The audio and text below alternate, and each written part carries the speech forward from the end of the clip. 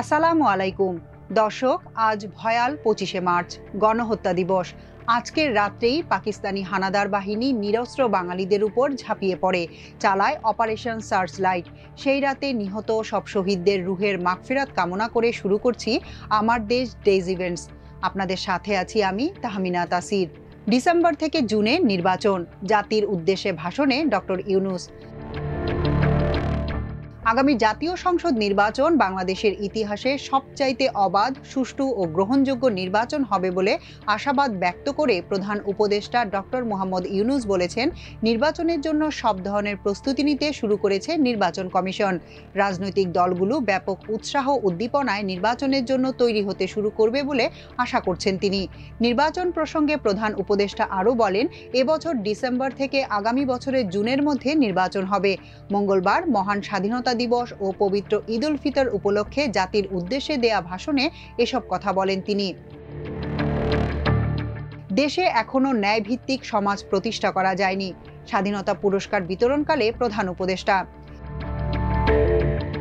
প্রধান উপদেষ্টা ডক্টর মোহাম্মদ ইউনূস বলেছেন, স্বাধীন বাংলাদেশে এখনো ন্যায়ভিত্তিক সমাজ প্রতিষ্ঠা করা যায়নি। দীর্ঘদিন ধরে এদেশের মানুষ ভোটাধিকার থেকে বঞ্চিত হয়েছে। দুর্নীতি, লুটপাট ও গুমের রাজত্ব চালিয়ে দেশে একটি ফ্যাসিবাদী ব্যবস্থা কায়েম করা হয়েছে। মঙ্গলবার সকালে রাজধানীর ওসমানী স্মৃতি মিলনায়তনে স্বাধীনতা পুরস্কার 2025 বিতরণকালে তিনি এসব কথা বলেন। 90 দিনের মধ্যে স্টারলিংক চালুর নির্দেশ। নির্ধারিত 90 দিনের মধ্যে স্টারলিংকের স্যাটেলাইট ব্রডব্যান্ড ইন্টারনেট সেবা বাংলাদেশে বাণিজ্যিকভাবে চালুর নির্দেশনা দিয়েছেন প্রধান উপদেষ্টা ডক্টর মোহাম্মদ ইউনূস। চলতি মাসে তিনি এই নির্দেশনা দেন বলে মঙ্গলবার জানিয়েছেন প্রধান উপদেষ্টার প্রেস সচিব শফিকুল আলম। তিনি জানান, পরীক্ষামূলক সম্প্রচারে স্টারলিংক তার বিদেশি স্যাটেলাইট ব্রডব্যান্ড গেটওয়ে ব্যবহার করলেও বাংলাদেশে বাণিজ্যিক সেবাদানকালে এনজিএসও নীতিমালা মেনে কোম্পানিটি স্থানীয় ব্রডব্যান্ড গেটওয়ে বা আইআইজি ব্যবহার করবে। পাকিস্তান এখনো ক্ষমা চায়নি, আমরা যেন ভুলে না যাই, আলোচনা সভায় মির্জা ফখরুল।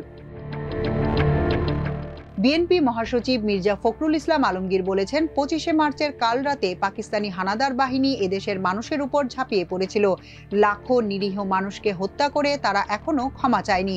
মঙ্গলবার রাজধানীর ইঞ্জিনিয়ার্স ইনস্টিটিউশন মিলনায়তনে মহান স্বাধীনতা দিবস উপলক্ষে আলোচনা সভায় তিনি এসব কথা বলেন। মির্জা ফখরুল বলেন, একটি গোষ্ঠী বলছে 71 কোনো ঘটনা নয়, পাকিস্তান সেনাবাহিনীকে তারা সহায়তা করেছে। ইতিহাস তো ইতিহাস, এটা যেন আমরা ভুলে না যাই। জুলাই গণ অভ্যুত্থান যুগান্তকারী ঘটনা, বললেন সেনাপ্রধান। সেনাবাহিনী প্রধান জেনারেল ওয়াকারুজ্জামান বলেছেন, জুলাই যোদ্ধাদের স্বপ্ন পূরণে সেনাবাহিনী সবসময় পাশে থেকেছে। মঙ্গলবার ঢাকা সেনানিবাসে আর্মি মাল্টিপারপাস কমপ্লেক্সে বাংলাদেশ সেনাবাহিনীর উদ্যোগে জুলাই গণ অভ্যুত্থানে আহত যোদ্ধা ও শহীদ যোদ্ধা পরিবারবর্গের সম্মানে এক সংবর্ধনা অনুষ্ঠানে তিনি এ মন্তব্য করেন। এ আয়োজনে 72 জন আহত যোদ্ধা ও শহীদ পরিবারের সদস্যগণ ছাড়াও সেনাবাহিনীর ঊর্ধ্বতন কর্মকর্তারা উপস্থিত ছিলেন। চলে গেলেন ছায়ানট সভাপতি সঞ্জিদা খাতুন। বাংলাদেশের সংস্কৃতি অঙ্গনের অগ্রণী ব্যক্তিত্ব ছায়ানটের প্রতিষ্ঠাতা সভাপতি সঞ্জিদা খাতুন মারা গেছেন। মঙ্গলবার বিকেলে রাজধানীর স্কয়ার হাসপাতালের আইসিইউতে তিনি মারা যান। বিষয়টি নিশ্চিত করেছেন তার পুত্রবধূ ও ছায়ানটের সাধারণ সম্পাদক লাইসা আহমেদ লিসা। সঞ্জিদা খাতুনের মৃত্যুতে শোক প্রকাশ করে বার্তা দিয়েছে ছায়ানট। শোক বার্তায় বলা হয়েছে, সংস্কৃতিকর্মী, শিল্পী, গবেষক ও শিক্ষাবিদ সঞ্জিদা খাতুনের প্রয়াণে গভীর শোক জ্ঞাপন করছে। আন্তর্জাতিক খবর, ইয়েমেনে হামলার পরিকল্পনা, ট্রাম্প প্রশাসনের গোপন আলোচনা ফাঁস। ইয়েমেনে ইরান সমর্থিত হুতি গোষ্ঠীর উপর সামরিক অভিযানের পরিকল্পনা করেছে ট্রাম্প প্রশাসন। আর এ নিয়ে জাতীয় নিরাপত্তা কর্মকর্তাদের মধ্যে একটি গোপন আলোচনা হয় মেসেজিং অ্যাপ সিগন্যালের গ্রুপ চ্যাটে। তবে বিপত্তি ঘটে এক জায়গায়, গ্রুপে একজন সাংবাদিককে রেখেই আলোচনা চালিয়ে যান কর্মকর্তারা। মঙ্গলবার এক প্রতিবেদনে সংবাদ মাধ্যম আল জাজিরা এ তথ্য জানায়। সোমবার দ্য আটলান্টিক ম্যাগাজিনের সম্পাদক ইনচার্জ জেফ্রি গোলবার্গ তার নিবন্ধনে লিখেছেন, হোয়াইট হাউসের ন্যাশনাল সিকিউরিটি অ্যাডভাইজার মাইকেল ওয়ার্ডস ভুলবশত তাকে একটি চ্যাট গ্রুপে যুক্ত করেন, যেখানে তারা হামলার বিষয়টি নিয়ে আলোচনা করেছেন।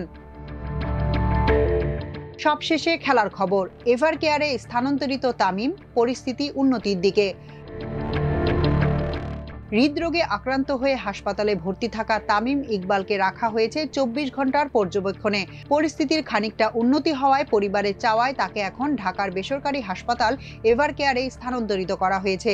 বিষয়টি গণমাধ্যমকে নিশ্চিত করেছেন তার বড় ভাই সাবেক ক্রিকেটার নাফিস ইকবাল। ঢাকায় স্থানান্তরিত করা তামিম ইকবালের পরিস্থিতি এখন খানিকটা উন্নতির দিকে বলে জানিয়েছে হাসপাতাল কর্তৃপক্ষ। আপাতত আগামী 3 মাস তাকে পর্যবেক্ষণে রাখা হবে বলে জানান চিকিৎসকরা। এখনকার মতো এ পর্যন্তই। প্রিয় দর্শক, সবাই ভালো থাকুন, সুস্থ থাকুন, থাকুন আমার দেশের সঙ্গে। চ্যানেলটি ভালো লাগলে সাবস্ক্রাইব করুন, লাইক, শেয়ার ও ফলো করুন আমাদের ফেসবুক পেজ। আল্লাহ হাফেজ।